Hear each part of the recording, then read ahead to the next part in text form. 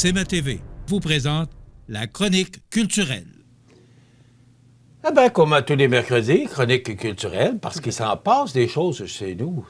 Oui, il s'en passe la des culture. choses. Exactement. Et ça va brasser cette année parce qu'on a une grosse année, mais, oui. mais on n'est pas là pour en parler tout de suite, du moins. Bien, on va en parler un petit peu plus tard. Mais on va parler de cinéma. Ben oui. Arlette! Oui, tout à fait. Écoute, j'ai vu un commentaire hier d'un membre Richelieu, pour ne pas le nommer, M. Simon Caron, sur Facebook, qui a vraiment aimé le film. Ses commentaires sont très bons. Et ça rejoint la majorité des commentaires qu'on entend sur ce film-là. Et ça reflète exactement les commentaires qu'on a quand des gens qui sortent du cinéma. Les gens, quand ils sortent du cinéma ici à Montmagny, ça leur prend du temps avant de sortir de la bâtisse parce qu'ils discutent, ils parlent de ce film-là, dans lequel Marie-Pierre Morin joue le rôle d'une nouvelle ministre de la Culture. Et donc, on a vraiment Elle était dans la mode, puis elle décide d'aller en politique. Exactement, comme au ministère de la Culture. Et on voit comment la culture est traitée à travers les autres ministères. Et on voit aussi comment une femme qui vient d'un milieu de la mode, pas une politicienne de carrière, comment qu'elle peut se faire traiter. Comment et en plus, une femme dans... on exactement. Donc, on voit... Le milieu politique, c'est beaucoup un milieu d'hommes. Et ça heurte vraiment les cordes sensibles des gens qui viennent, autant les femmes que les hommes qui viennent au cinéma. Et ça l'alimente, les discussions à la fin du cinéma. Et c'est vraiment le fun à voir parce que je rappelle qu'on a du cinéma en après-midi. Donc, nous, on travaille dans nos bureaux et les gens sortent du cinéma et on les entend parler.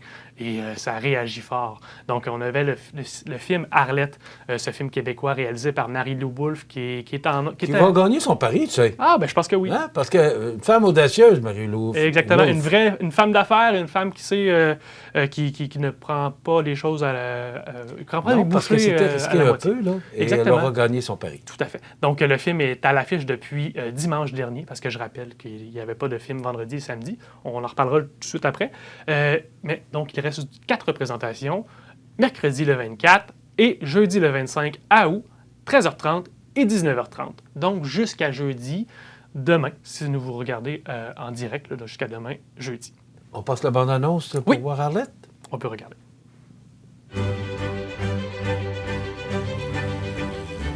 Arlette, cet amour, quel plaisir de vous rencontrer. C'est le premier ministre? J'ai besoin d'une femme comme vous pour prendre la direction de la culture. Ah non, qu'est-ce que j'ai fait là?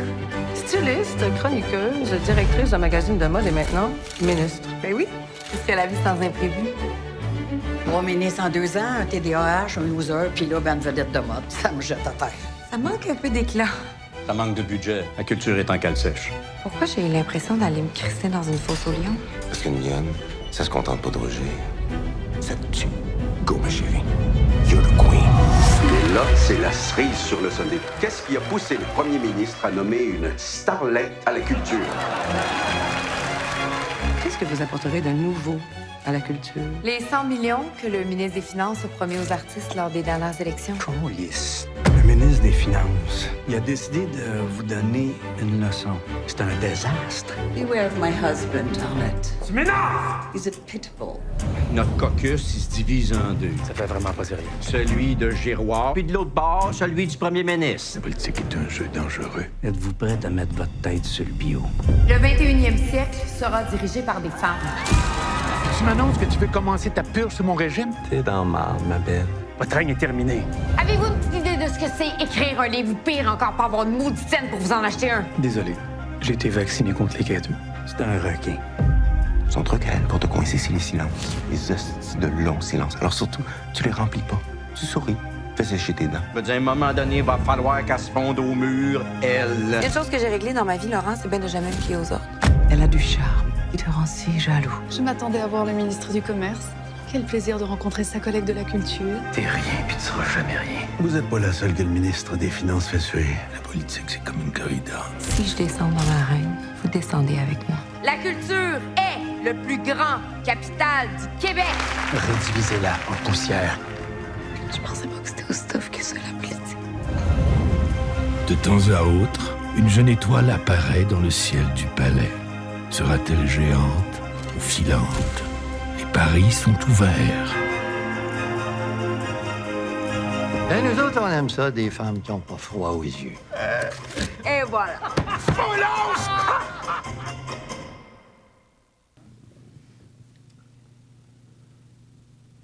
Alors, Arlette. Un magnifique film qui se passe à Québec.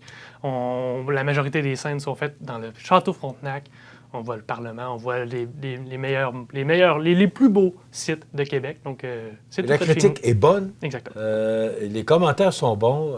Moi, en tout cas, il y a des gens, là, comme je l'ai mentionné là, sur Facebook, qui l'ont mentionné, qui sont allés le voir et qui ont aimé ce film.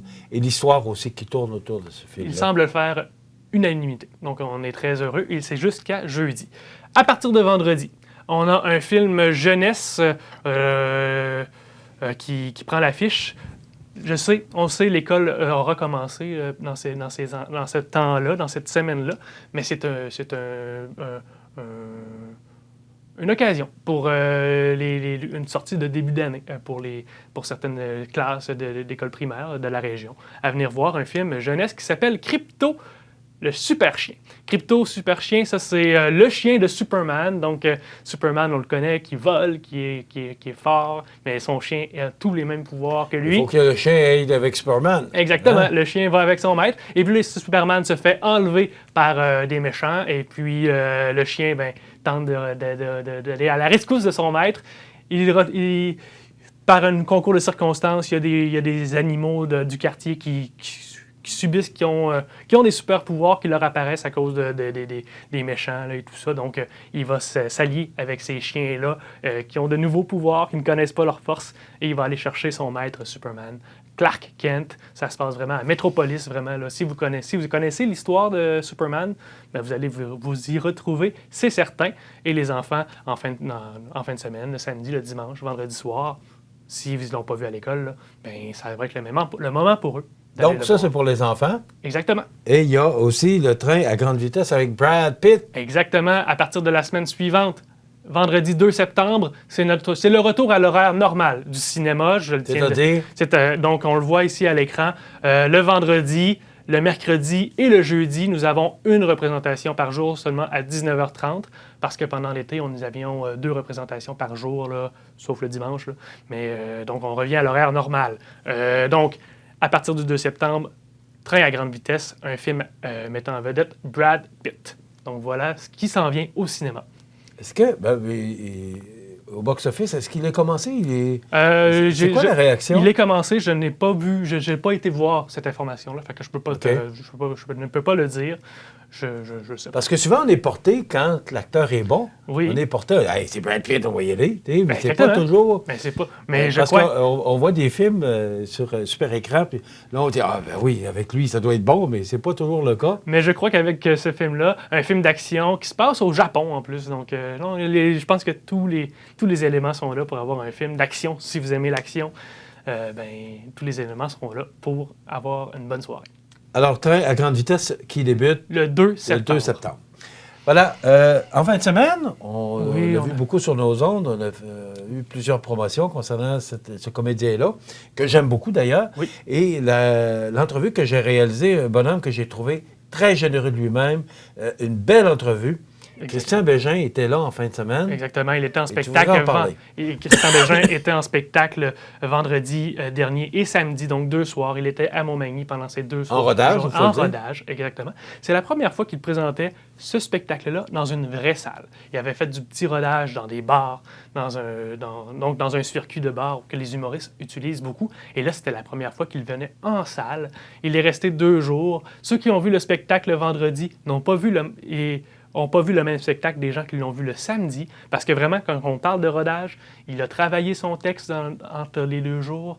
Il y a des choses qui fonctionnaient moins bien, il y a des choses qu'il a voulu ajouter, il a coupé dans son texte. Donc vraiment, on avait 2 représentations carrément différentes. Mais dans tous les 2 cas, les gens ont adoré son spectacle, Les 8 péchés capitaux, selon Christian Bégin. Il va faire une tournée après il fera une tournée, rodage. exactement, il fera une tournée au Québec avec ce spectacle-là. Et il reviendra à Montmagny, justement, au mois de mars, avec, à la salle Édouine Bélanger, cette fois-ci. Mais là, vraiment, le spectacle sera... Puis là, encore, il lui reste quelques rodages encore. Donc, Le spectacle va évoluer, il va encore ajouter du matériel, changer des blagues, changer des lignes. Et ceux qui l'ont vu vendredi ou samedi pourraient aller le revoir au mois de mars et revoir un tout autre spectacle. T'es un gars de chez nous parce qu'il reste à Kamouraska, il demeure à Kamouraska, dans le Côte-du-Sud. Il a une demeure à Kamouraska. OK. Maintenant, on va parler d'une promotion sur les spectacles de musique classique. Oui. J'en connais une qui va être contente. Oui, hein? Amateur de musique classique. Je vous présente... Je parle de Marie-Ève Lamonde, bien sûr. Là, faut que je le dise. Oui, tout à fait. Donc, je vous présente 3 spectacles de musique classique que nous aurons pendant la programmation 2022-2023. On peut écouter. Production Martin Leclerc présente une soirée à l'opéra.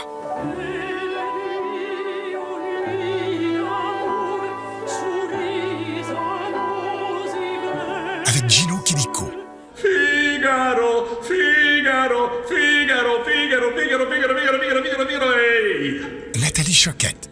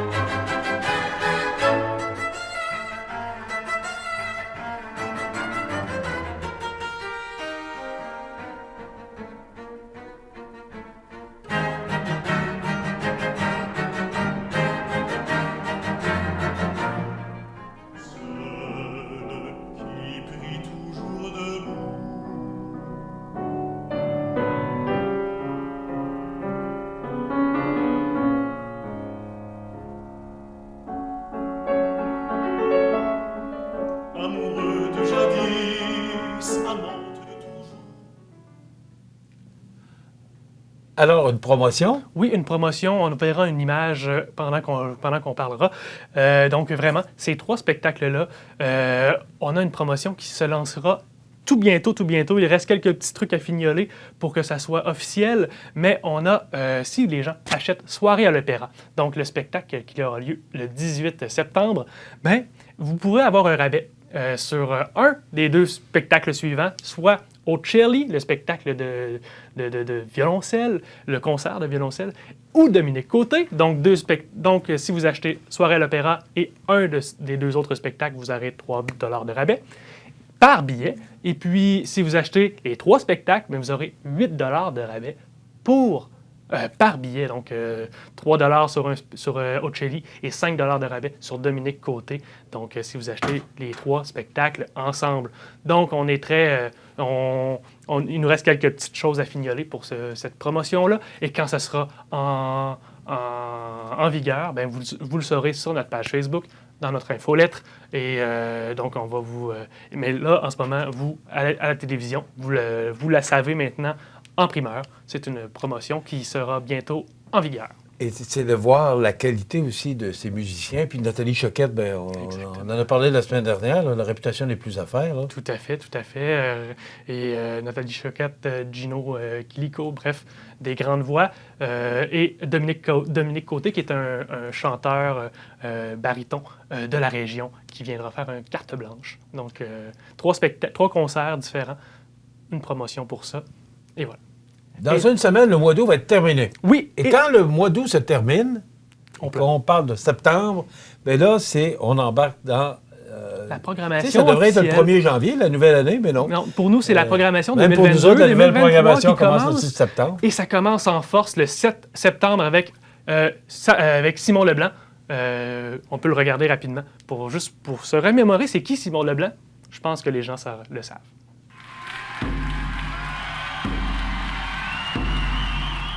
Jam-pack ce soir, c'est débile.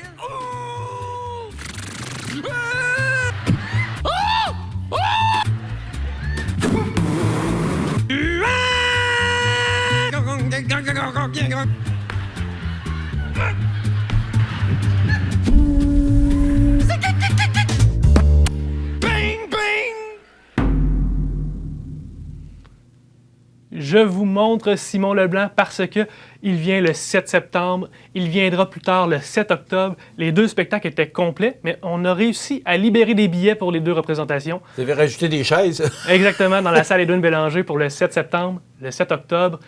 On a libéré des billets hier, c'est le moment. Si vous le voulez, ça se remplit vite. C'est comme quand je dis, les gens vont peut-être le connaître, les gens l'adorent, les gens l'attendent. Donc vraiment, il y a quelques billets dans chacune des représentations du 7 septembre et du 7 octobre. Donc, c'est le temps d'aller les acheter. Merci, Jonathan. Merci, Michel. C'était notre chronique culturelle. On se retrouve la semaine prochaine? Oui. Et voilà, ça complète dans quelques instants la nouvelle positive.